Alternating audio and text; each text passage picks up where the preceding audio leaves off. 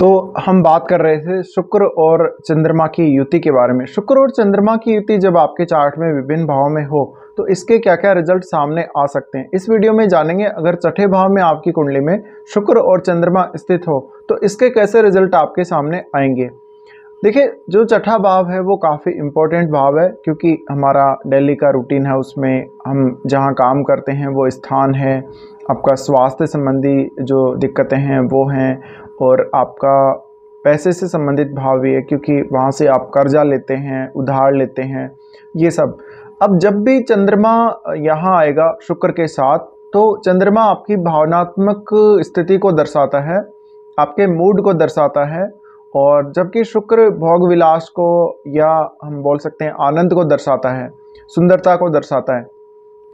तो इन दोनों के छठे भाव में स्थित होने से आपकी दैनिक जो दिनचर्या है उसमें व्यवधान उत्पन्न होगा। आपकी भावनात्मक रूप से जो स्थिति है उसकी वजह से आपके सहकर्मियों और आपके बीच में गलतफहमी उत्पन्न करेंगे ये।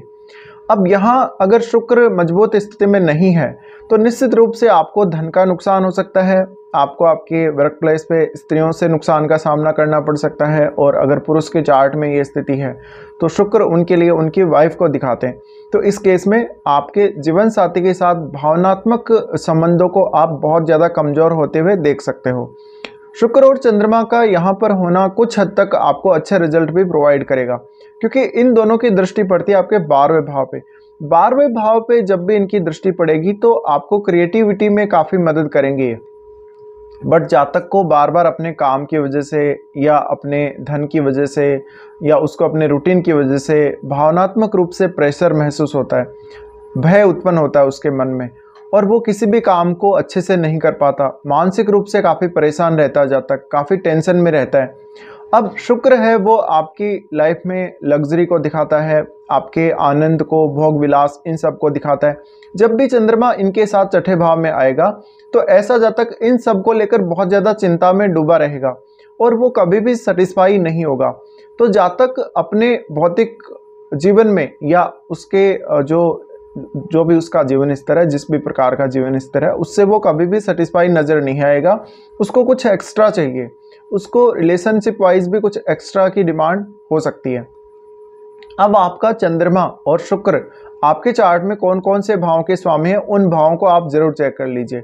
उन भावों से जुड़े हुए जो रिश्ते हैं उनमें आप बहुत ज़्यादा भावनात्मक दबाव का सामना कर सकते हैं। आपको उन रिश्तों में काफ़ी ज़्यादा एक साई नेचर सा महसूस हो सकता है, और वहाँ पे आप खुल के सामने नहीं आ पाते कभी कभी उन रिश्तों को लेके। साथ ही उन भावों से संबंधित कभी कभी आपको ज़्यादा स्ट्रगल करना पड़ेगा, या ज़्यादा नुकसान का सामना करना पड़ेगा उन भावों से रिलेटेड कार्यों और चीज़ों के लिए। जब भी शुक्र और चंद्रमा यहाँ स्थित हों तो आपको अपनी डेली लाइफ में बैलेंस बनाना काफ़ी मुश्किल हो जाता है कभी कभी, और इसके लिए बहुत ज़्यादा आपको संघर्ष करना पड़ता है।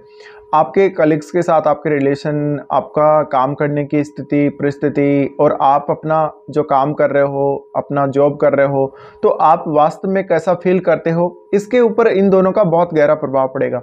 अब मुख्य रूप से जब हम शुक्र और चंद्रमा की बात करते हैं तो शुक्र और चंद्रमा जब भी साथ आ जाएंगे, ऐसे में चंद्रमा आपकी भावनात्मक स्थिति को और आपकी कल्पना शक्ति को दिखाएगा, और शुक्र की क्वालिटी जो होंगी, शुक्र के जो गुण होंगे, उसको आप एक कल्पना में पिरो सकते हैं।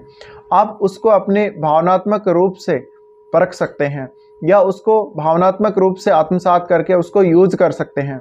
तो यहाँ थोड़ा सा डिफ़िकल्टी आपको इन सब में आ जाएगी। फिर जातक को धन की स्थिति को लेकर काफ़ी चिंता महसूस होती है, उसको काफ़ी बार अपनी डेली लाइफ को चलाने में, या डेली लाइफ के खर्चों को मैनेज करने में काफ़ी दिक्कतें होती हैं। अब अगर इस केस में यहाँ राहु या केतु जैसे ग्रह का प्रभाव पड़ गया, या और किसी अन्य शनि जैसे ग्रह का प्रभाव पड़ गया, तो आपको काफ़ी मानसिक दबाव और तनाव का सामना करना पड़ सकता है। आपको इवन धन से संबंधित नुकसान और रिश्तों में नुकसान का सामना करना पड़ सकता है। बहुत ज़्यादा फ्रस्ट्रेशन आपको रह सकती है। फिर आप अपनी डेली लाइफ से बार बार शिकायत करेंगे, आप अपने इस जीवन से शिकायत करेंगे कि आप वास्तव में सुखी नहीं है। आपके पास सब कुछ है, धन है, आपके पास अच्छा आपका लाइफ है, लेकिन फिर भी कुछ ना कुछ कमी आपको हमेशा अपनी लाइफ में महसूस होगी। शुक्र और चंद्रमा का छठे भाव में आना आपको यहाँ पर अगर ये अच्छी स्थिति में नहीं है तो स्त्रियों से सावधानी रखनी है। स्त्रियों के साथ जब भी आप बिहेव करते हो वहाँ पे बहुत ज़्यादा अलर्ट रहना है। साथ ही आपकी संतान, आपका जो मन का भावुक पक्ष है, जो आपके इमोशंस हैं, उन पे कंट्रोल रखना है। आप हमेशा दूसरों के लिए हेल्पफुल साबित होंगे, लेकिन दूसरे आपका फ़ायदा उठाएंगे, आपकी कमजोरी का फ़ायदा उठाएंगे, आपके धन का वो फ़ायदा उठाएंगे, या आपकी कोई गलतफहमी या आपकी कोई बड़ी गलती जिसका वो फ़ायदा उठाएंगे। अब इन दोनों ग्रहों की जब दृष्टि 12वें भाव पे पड़ती है तो ऐसा जातक कभी कभी बहुत ही ज़्यादा क्रिएटिव होने की वजह से फेमस हो सकता है, उसमें क्रिएटिविटी ज़्यादा हो सकती है, उसमें काम करने की एक्स्ट्रा क्षमता हो सकती है, लेकिन वो रिलेशनशिप को लेके हमेशा ही चिंता में डूबा रहेगा। वो कुछ हद तक शारीरिक रूप से इस प्रकार से पीड़ित रहेगा और उसको कमी हमेशा अपने जीवन में महसूस होगी। भले ही वो धन को लेकर कमी महसूस हो रही हो, भले ही वो रिश्तों में कुछ कमी महसूस हो रही हो, या किसी अन्य प्रकार की कोई कमी महसूस हो रही हो। जब भी शुक्र यहाँ आते हैं चंद्रमा के साथ, तो अब कोई भी विपरीत जो ग्रह है इनका, यानी शत्रु ग्रह इनका, इन दोनों का शत्रु ग्रह, उनका प्रभाव यहाँ नहीं होना चाहिए। वैसे अगर शुक्र और चंद्रमा दोनों ही अच्छी स्थिति में छठे भाव में हैं तो कुछ हद तक आपको ये आपके काम में काफ़ी हेल्प कर देंगे। आप अपनी रचनात्मक गतिविधियों को या रचनात्मक शैली को अपने काम में अच्छे से यूज़ कर सकते हो, बट ये काफ़ी मुश्किल होगा आप लोगों के लिए। साथ ही थोड़ा हार्डवर्क ही ज़्यादा दिखाते हैं जब दोनों साथ होते हैं, और जातक कुछ ट्रिक्स का इस्तेमाल अपने कार्यों में कर सकता है। साथ ही साथ जातक यहाँ पर ज़्यादा धन, ज़्यादा लग्जरी, उन सब की चाहत रखेगा। इसके अलावा जातक को अपनी डेली लाइफ को मेंटेन करने, अपने धन को मेंटेन करने, अपने मैरिड लाइफ के रिलेशनशिप को मेंटेन करने के लिए काफ़ी मेहनत करनी पड़ सकती है, काफ़ी स्ट्रगल करना पड़ सकता है, या कुछ हद तक एक्स्ट्रा जिम्मेदारियां आपको आपकी मैरिड लाइफ में देखने को मिल सकती हैं।